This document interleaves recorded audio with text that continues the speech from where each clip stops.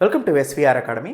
Andhra Pradesh Google data సెంటర్ని సంపాదించిన తర్వాత ఇంకొక బిగ్ సక్సెస్ని సంపాదించింది. అదే advanced medium compact air craft ఏఎంసిఏ అనే 5th జనరేషన్ ఎయిర్ క్రాఫ్ట్ యుద్ధ విమానాన్ని పుట్టపర్తి శ్రీ సత్యసాయి జిల్లాల ఆంధ్రప్రదేశ్లో ఏర్పాటు చేయడానికి ఒక అవకాశాన్ని సంపాదించింది. సో దీంతో ఆంధ్రప్రదేశ్లో డిఫెన్స్ ఎకో సిస్టమ్ డెవలప్ అవుతుంది శ్రీ సత్యసాయి జిల్లాలో, ముఖ్యంగా పుట్టపర్తి ప్రాంతంలో.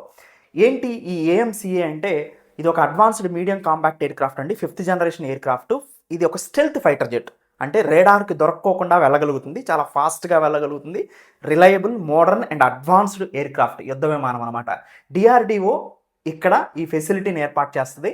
140+ స్టెల్త్ ఫైటర్ జెట్స్ని మ్యానుఫ్యాక్చరింగ్ చేయడమే దీని యొక్క ముఖ్య ఉద్దేశం.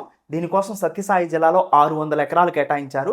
దాంట్లో 150 ఎకరాల్లో ఫ్లైట్ టెస్టింగ్ ఉంటుంది, 200 ఎకర్స్లో అసెంబ్లీ యూనిట్ ఉంటుంది అండ్ టౌన్షిప్ కూడా ఉంటుంది. ఇలా 1 lakh crores ఇక్కడ ఖర్చు పెడతారు ఈ డిఫెన్స్ ఎకోసిస్టమ్ హబ్గా మారటం కోసం. సో దీంట్లో ADA private production partner, LNT, Bharat forge, DRDO వీళ్ళందరూ కలిసి దీన్ని ఏర్పాటు చేస్తున్నారు.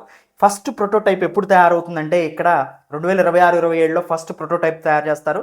ఫస్ట్ ఫ్లైట్ 2028లో తయారు చేస్తారు. దాన్ని టెస్ట్ చేసిన తర్వాత 2031-32 ప్రాంతాల్లో దీన్ని ఇండియన్ ఎయిర్ ఫోర్స్లో ఇండక్ట్ చేస్తారు.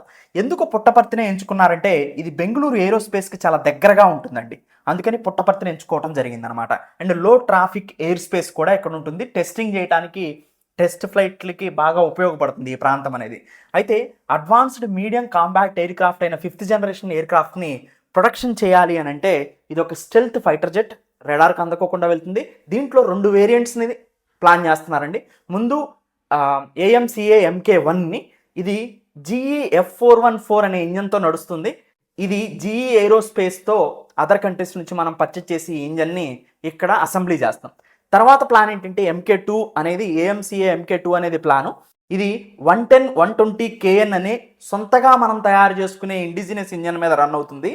ఇది ఫ్రాన్స్ సహాయంతో హారిజాన్ 247 అనే ప్లాన్ ఆఫ్ యాక్షన్లో భాగంగా ఈ ఇంజన్ని ఇండిజినస్గా మేజర్గా ఇండియాలోనే తయారయ్యేలాగా చేస్తారు. ఈ అసెంబ్లీ యూనిట్లో ఈ MK1, MK2 వస్తుంది. MK1 అదర్ కంట్రీస్ నుంచి మనం పర్చేజ్ చేస్తాం ఇంజన్ని, MK2లో మాత్రం ఇండిజినస్గా ఇంజన్ని తయారు చేసుకుంటాం. మొత్తానికి ఆంధ్రప్రదేశ్కి ఇది ఒక విన్ టు విన్ సిచ్యువేషన్గా చెప్పుకోవచ్చు ఆఫ్టర్ గూగుల్ సెంటర్ తర్వాత ఈ ప్రాజెక్ట్ రావడం అనేది. Thank you, have a nice.